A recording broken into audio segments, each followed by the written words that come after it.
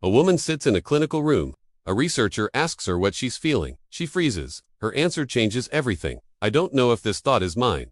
This happened 3 weeks ago, and right now, hundreds of people are walking around with devices in their brains that can read their emotions, not monitor them, read them, decode them, and in some cases, rewrite them entirely.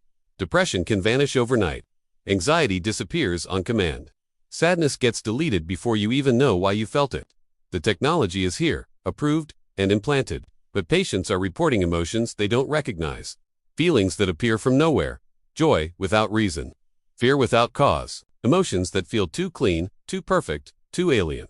This isn't a glitch, it's the system working as designed. And what happens when your feelings can be hacked?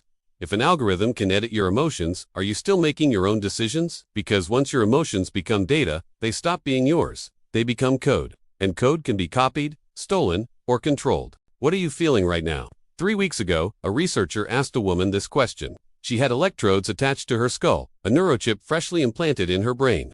She paused, her eyes widening. I don't know if this thought is mine. This isn't science fiction. This is 2025. Right now, the line between human emotion and artificial programming is being erased, and most of us have no idea it's happening. As you're watching this, over 300 people are walking around with emotion-reading neurochips in their brains. Not in some distant future. Today, these chips don't just monitor brain activity, they decode your emotional states in real time, translate them into data, and in some cases, they can write new emotional responses back into your brain. Conditions like depression, anxiety, and PTSD are now being treated by machines that literally reprogram how you feel. The technology is called closed-loop neural. It's the most advanced brain-computer interface ever created. While companies like Neuralink and Kernel have been in the news, the real breakthrough came quietly, buried in medical journals and FDA fast-track approvals. Here's how it works. Think of traditional antidepressants like watering a garden with a fire hose. They flood your brain with chemicals, hoping some of it hits the right spot. Neurochips are like precision sprinklers. They identify the exact neural circuits responsible for emotions like fear or joy and stimulate or suppress them with targeted electrical pulses. The results are miraculous. Patients with treatment-resistant depression are reporting happiness for the first time in decades. People with severe anxiety describe a calmness they've never known. The success rates are staggering, far beyond anything pharmaceuticals have ever achieved. But here's where it gets strange. One patient, a man in his 40s, described his new happiness as unsettling. He said it felt clean, too clean. It was like someone had painted joy onto his brain, but without the texture, the memories, or the context that comes with real emotion. He said it felt like being a stranger in my own head. Another patient reported sudden waves of contentment that appeared without any trigger. No good news, no beautiful sunset, just algorithmic serenity, injected at scheduled intervals. And these aren't glitches. This is the system working exactly as designed. The neurochip reads your emotional baseline, detects deviations, and corrects them. But this miracle cure hides a philosophical nightmare. If your emotions can be edited, are they still yours? Think about it. Every feeling you've ever had, love, grief, rage, hope, has been shaped by your experiences. Those emotions define your identity. They're the raw material of your consciousness. Now imagine a world where sadness is deleted before you can even process why you're sad, where anxiety is suppressed before it can teach you something important, where joy is delivered on demand, completely disconnected from achievement or human connection. You're still conscious, you're still aware, but are you still you? The companies pushing this are giants. Elon Musk's Neuralink aims for human-AI symbiosis, augmenting our minds to keep pace with machines. Kernel focuses on enhancing memory and mood. And then there's CTRL-Labs, which Meta acquired for over $1 billion, developing interfaces to control virtual reality with thought alone. These aren't fringe startups, they have FDA partnerships and government contracts. The infrastructure for mass adoption is already being built. We're rushing toward a future where our deepest feelings could become just another piece of software. The question we need to ask ourselves is, are we trading our humanity for a life without pain? The debate is just beginning, and it affects all of us. Thanks for watching. The market for this technology is staggering. Over 1 billion people worldwide are affected by mental health disorders. And the global brain-computer interface market, it is projected to soar past $15 billion by 2030. Investors are looking at neurochips as the next big thing, the next smartphone revolution. But there's a huge difference. You can turn off your phone. You can put it down. Neurochips, they're permanent. Once they're implanted, they become a part of your neural architecture. You don't just use them, you become them. And here's the part that should really make you think. These devices are connected wirelessly. 2 external servers, 2 software updates, 2 cloud databases that store every detail of your emotional life. your triggers, your joy, your entire psychological profile. This brings us to a question everyone is thinking, but nobody wants to say out loud. Can your emotions be hacked? The short answer is a chilling yes. In theory, any device connected to a network is vulnerable. Neurochips are no exception. Security researchers have already shown that older brain-computer interfaces can be compromised. Malicious actors could potentially change device settings, inject fake sensory data, or even steal your private neural information. Imagine a hacker getting their hands on your emotional database. They'd know your deepest fears, what makes you happy, the exact thing to say to make you angry or anxious. That's not just a privacy breach, it's psychological espionage. And it gets even more frightening. In 2023, a group of neuroscientists published a paper on what they called emotional hijacking. Patients with deep brain stimulators, which are similar to neurochips, reported feeling intense emotions that made no sense. One patient felt overwhelming love while doing a mundane task.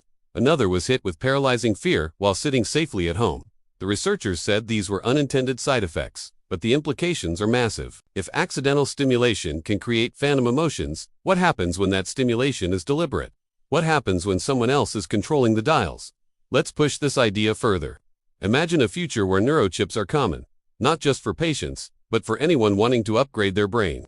Better focus, less stress, more creativity. The technology would spread just like every other personal gadget. First, a luxury item, then a status symbol, and finally, a social necessity. Within a single generation, you could have two classes of people, the augmented and the naturals. And history tells us exactly what happens when one group has a huge technological advantage. The augmented would outperform everyone else in every field: school, business, even relationships. They'd sleep better, think faster, and feel perfectly optimized emotions. The pressure to get an implant wouldn't be a choice. It would be about survival.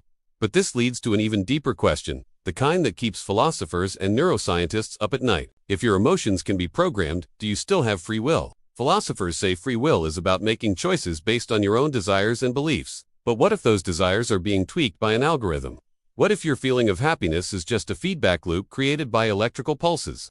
You'd feel like you're making choices, but you'd just be a puppet who can't see the strings because they're woven directly into your neurons. Now, some researchers might argue this isn't so different from current psychiatric treatments. Antidepressants change your brain chemistry. Therapy rewires neural pathways. We've always used tools to change how we feel inside, but there's a crucial difference. Pills and therapy are indirect, they're slow, and they require your active participation. Neurochips are direct, they're instantaneous, and they're becoming more and more autonomous. The newest models use machine learning algorithms that adapt on their own, without any human oversight. They learn your patterns, predict your emotional needs, and step in before you even know something's wrong. It's like having a co-pilot in your mind that slowly takes over more and more of the controls. At what point does that assistance turn into a full replacement? Thank you for watching. Don't forget to like, subscribe, and hit that notification bell for more videos that explore the future of technology and humanity. Here's something you won't hear in the mainstream news. Earlier this year, a clinical trial participant for a new neurochip asked to have it removed. Not because it failed, but because it worked too well. They described feeling emotionally flat, completely cut off from the full range of human feeling. They actually missed their anxiety, because it helped them prepare for life's challenges. They missed their sadness, because it gave depth and meaning to their moments of joy. When the chip came out, they experienced what they called an emotional re-entry, a tidal wave of raw, unfiltered feelings that felt more real than anything they'd experienced in months. They called the chip a cage made of comfort. That phrase should haunt every single one of us. The neurotech industry tells us not to worry, that robust safeguards are in place, that our autonomy is paramount. But our regulatory frameworks are hopelessly behind. The FDA treats these chips like medical devices, checking for basic safety and effectiveness. But what about the privacy of our emotional data? What about the long-term psychological effects? What about the ethics of letting an algorithm manage our feelings? We are sailing into uncharted territory with maps that are decades out of date. And the speed of this is staggering. What took 10 years to develop 5 years ago now takes just 18 months. By the time we even agree on the ethical questions, the technology will have already lapped us twice. So where is this all headed?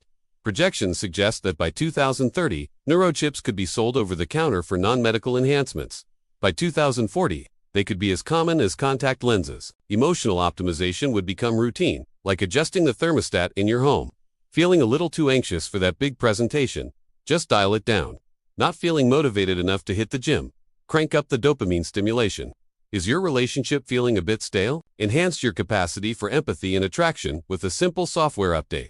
It sounds like a perfect world, but it's a dystopia in disguise.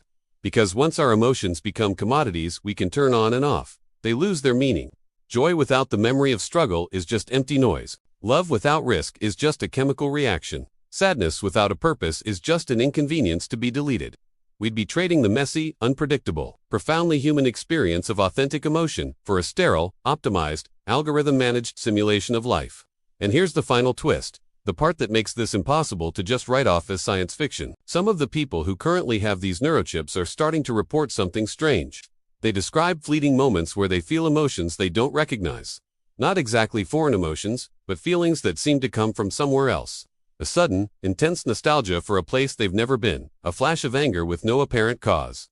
A deep sense of longing they can't explain. Researchers are calling these ghost emotions, seeing them as simple artifacts of the neural interface. But what if there's something more? What if, as these chips get more sophisticated and interconnected, they start sharing emotional data between users? What if your neurochip isn't just learning from you, but from a collective emotional database of thousands of other augmented humans? Imagine waking up one day and feeling an anxiety that isn't yours, downloaded from someone else's neural profile. Or worse, imagine a future where emotional states can be broadcast, where a corporation or a government could trigger compliance, contentment, or even outrage across an entire population with the push of a button. It sounds like a movie plot, but the technical foundation for this already exists. Brain-to-brain communication has been demonstrated in labs. Emotional contagion through social media is a well-documented phenomenon. The only thing stopping this from becoming our reality are intention and regulation, and both are incredibly fragile.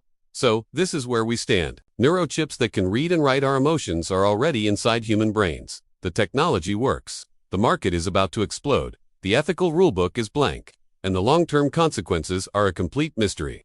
We are in the middle of the largest uncontrolled experiment on human consciousness in history, and most people don't even know it's happening. This isn't a warning about some distant, far-off future. This is happening right now. The question isn't whether this technology will change what it means to be human. It already has. The question is, will we still recognize ourselves when the transformation is complete? If this video made you think, hit that subscribe button because we're going even deeper into the technologies that are reshaping our world and our minds. Drop a comment below and tell me, would you get a neurochip if it could eliminate your worst emotional pain? Or is suffering an essential part of being human? This conversation isn't optional anymore. The neurochips are here. The only question left is, are you ready for what comes next?